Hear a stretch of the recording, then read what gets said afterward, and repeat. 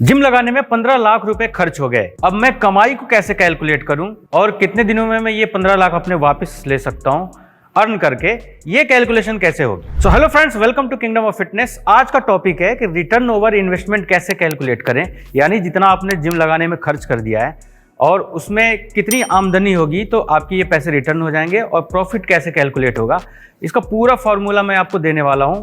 लेकिन इसके लिए आपको इस वीडियो को लास्ट तक देखना पड़ेगा और एक नोट भी बनाना पड़ेगा ताकि आप अपनी कैलकुलेशन अपने हिसाब से कर सकें।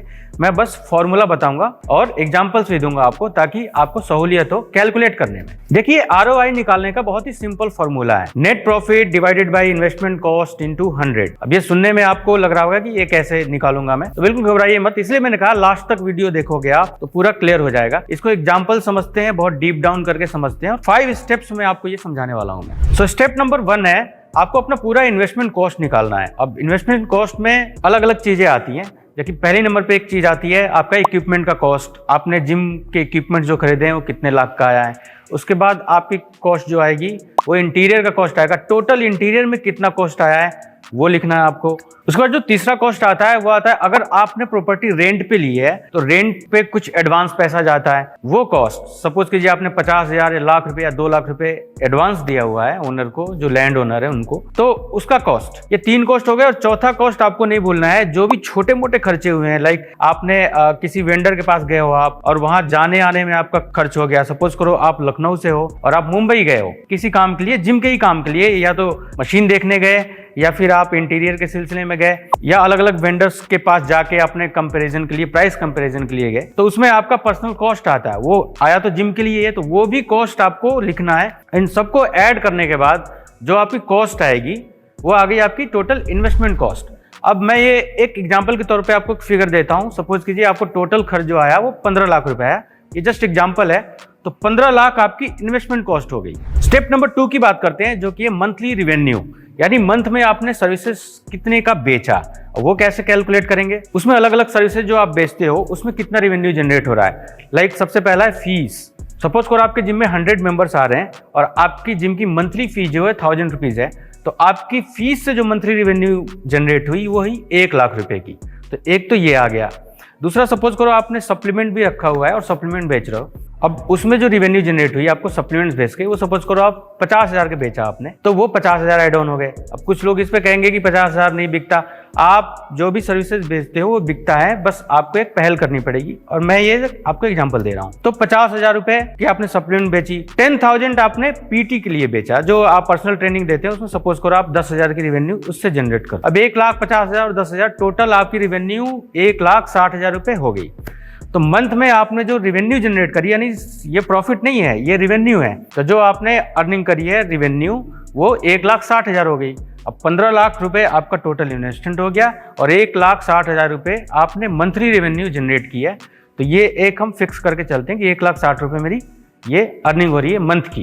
अब स्टेप नंबर 3, आपको मंथ में अब खर्चा कितना हो रहा है वो कैलकुलेट करना है। मंथ का खर्चा बता रहा हूं मैं, यानी मंथ दर मंथ आपको खर्चा कितना हो रहा है वो कैलकुलेट करना है। तो आपका अगर रेंट पे है तो पहले तो बड़ा पोर्शन आपका रेंट में चला गया, जो भी आपका रेंट जा रहा है वो आप नोट डाउन करो स्टेप नंबर 3 में। उसके बाद अगर आपने स्टाफ रखे हुए हैं, सपोज करो क्लीनिंग स्टाफ है या ट्रेनर्स हैं, उनका खर्चा हो गया, या आप खुद भी चला रहे हो, 1-2 स्टाफ भी हैं तो उनका भी खर्चा आपको कैलकुलेट करना है, नहीं है तो नहीं करना। तो आपने वो खर्चा लिखा और उसके बाद आपकी मेंटेनेंस का खर्चा आता है मंथ में। सपोज करो आप, कई लोग इसको इग्नोर कर देते हैं, लेकिन वो भी आपके जिम की फीस से ही तो जा रहा है, जिम की अर्निंग से ही तो जा रहा है। जैसे कोई इलेक्ट्रिसिटी में फॉल्ट हो गया, उसको रिपेयर कराया, उसमें खर्च हुआ। कोई प्लम्बिंग का इशू आ गया, कभी कहीं मैट फट गया तो मैट रिपेयर कराया आपने, कभी आपका मिरर खराब हो गया तो मिरर चेंज कराया आपने। तो ये सारा खर्चा आपको रखना है। एक फिक्स खर्चा होता है तो आप फिक्स खर्चा कैलकुलेट करके रख सकते हो। तो मेंटेनेंस का एक पोर्शन हो गया और आपकी जो सैलरी देते हो स्टाफ को उसका हो गया, और रेंट देते हो उसका एक खर्चा हो गया।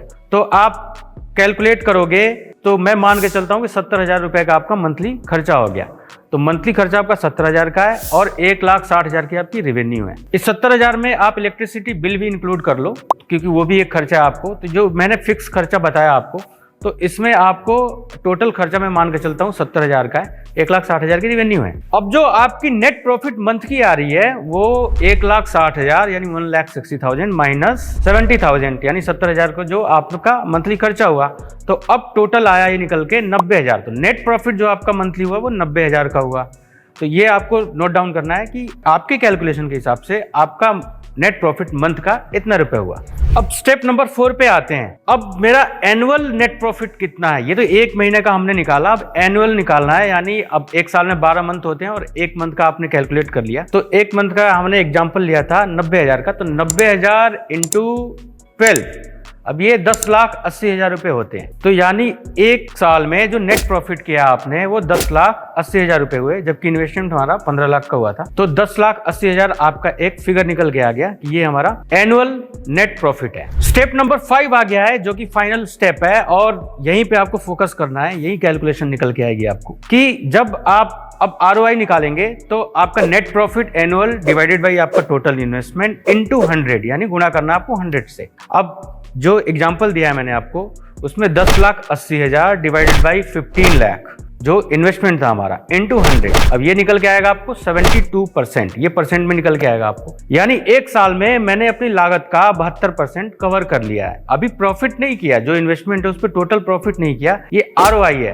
यानी रिटर्न कितना आया मेरे इन्वेस्टमेंट का। तो 72% आपका रिटर्न एक साल में आ रहा है। अब इसमें एक पॉइंट आता है ब्रेक इवन का। ब्रेक इवन यानी जो टोटल खर्चा हुआ है मेरा वो कितने दिनों में या कितने महीनों में मेरा टोटल वापिस आ जाएगा। अब जो हमने अभी तक कैलकुलेशन करी है उससे ये बिल्कुल इजीली निकल के आ जाएगा। आपका टोटल इन्वेस्टमेंट डिवाइडेड बाई आपका मंथली नेट प्रॉफिट। अब एग्जांपल के तौर पे जो हमने समझा था कि मंथली नेट प्रॉफिट जो था वो था 90,000 का और टोटल इन्वेस्टमेंट हमारा 15 लाख का, तो 15 लाख डिवाइडेड बाई 90,000 यानी 90,000, ये निकल के आता है 16.66, 16.66, यानी अप्रोक्स आप 17 मान लो। अब 17 ये मंथ है आपका, यानी 17 महीने में इस हिसाब से अगर हम रेवेन्यू जनरेट करते रहे तो 17 महीने में हमारा ब्रेक इवन पॉइंट आ जाएगा, यानी जिम लगाने के दिन से, और 17वें महीने में आपका जो इन्वेस्टमेंट है वो वापस आ जाएगा, अगर कैलकुलेशन ऐसा सेम रहा तो। अब इस बीच में फ्लक्चुएशन भी आ सकता है, आपकी रेवेन्यू कभी घट भी सकती है, कभी बढ़ भी सकती है,